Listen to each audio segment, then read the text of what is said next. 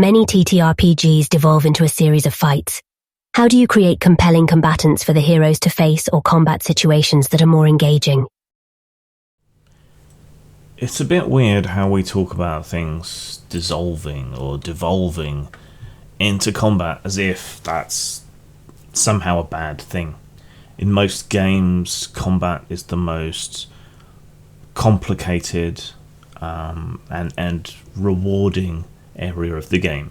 Making a character who is good at combat is a play on the statistics quite often and your selection of powers and spells and abilities and so on, but it's also, particularly in old school games, a measure of your own thinking as a tactician, coming up with new and different ways to defeat an enemy, using the environment and your equipment to your best advantage. So I don't think we can really say that things devolve into combat, because that's the arena with the highest stakes. That's life and death. That's what tends to involve people, and people have character builds that are good at different aspects of combat, even if they're not looking to exploit the system and munchkin out, right? It's still a heavily involving aspect of most systems. And those games that shy away from combat don't tend to elevate the other aspects of the game to be as deep and mechanically satisfying as combat. Rather, they tend to take combat down to the same level that we have for social roles or other roles that we might make. So you don't see a socially oriented game like going round by round. Okay, right. I will assess him, and then I will use my witty retort power after he says something insulting to me to undermine his confidence, and then hit him with some witty badinage. Right? It doesn't work like that. It's never that the social aspect gets elevated. It's that everything else gets brought down to that same sort of abstracted level, and that can be dissatisfying. But sorry, that's not the question. But yeah, look up the Noble Art of Verbal Abuse by Alexi Sale on YouTube and watch that. That's what social combat could be, I think.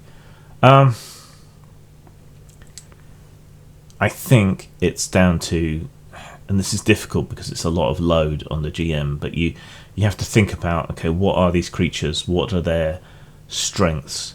Think about how a player group would approach a situation. Would they lay an ambush? How would they use their powers and abilities to their best advantage? If they're sneaky, the monsters should try and hide and then ambush. Too often, I think we devolve to just, the monster's stupid. It's there. It's just a head-on fight. That's not what you should do.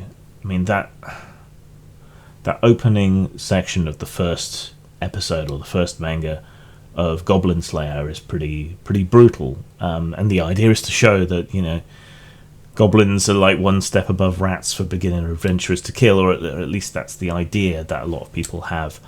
But in reality, they're very dangerous because they go in mob-handed and overwhelm people because they smear their weapons in shit to spread poison and disease.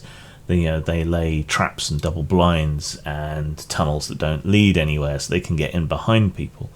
Yeah, these are the sorts of things we should be considering when we put encounters together from the monster's point of view anyway. The other half is to think, I think, about the environment. This is something you very much saw in Feng Shui, which is another one of my big influences, I think. It always said to consider the context in which the fight takes place. So if it's in a warehouse, are there explosive barrels or piles of boxes? Could a fire start and how would it spread and things like that? And you see some of that in Fate as well, where you think about the aspects that the scene has that people can exploit in one way or another, similarly to in Feng Shui, but much more tied into the mechanics, because you have the aspects for the scenes that people can tap to use. But in any game, you can consider the environment and what might happen, and you can have the bad guys use the environment in the same way that you can have the good guys use the environment. If you're fighting in a cave with a whole bunch of... I never remember if it's mite or tite. I think you pull up your tights, so they're from the bottom. So stalagmites. Yeah, so stalagmites on the roof.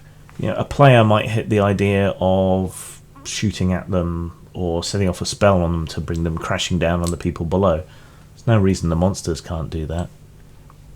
Players have doused pack animals in oil, set them on fire and set them running into places to cause chaos. There's no reason the bad guys can't do that. If there's a pool of water, they can hide beneath the surface, breathing through reeds. Just think about the background. Think about the powers and so on that they have, and their motivation. Right? Monsters, even the most stupid of monsters, doesn't want to die, right? So that's going to use its abilities to its best advantage, and it's going to leave itself a way to retreat. Player characters often don't because they're stupider than monsters, but monsters won't normally fight to the death. So yeah, consider that. Their abilities, their motivations, the environment, how can all of that come together to best advantage? One thing I sometimes do on the sly is to change up what they're doing during combat by creating a little mini random table of, okay, what is the bad guy going to do this round, right? That stops you defaulting to the same devastating tactics or least devastating tactics, and creates an element of unpredictability, and can also remind you to use certain powers that a baddie has if you've written it out, and then you roll randomly and oh yeah, I've got that spell, I'll cast that this turn and follow up with 2 melee attacks or whatever it is.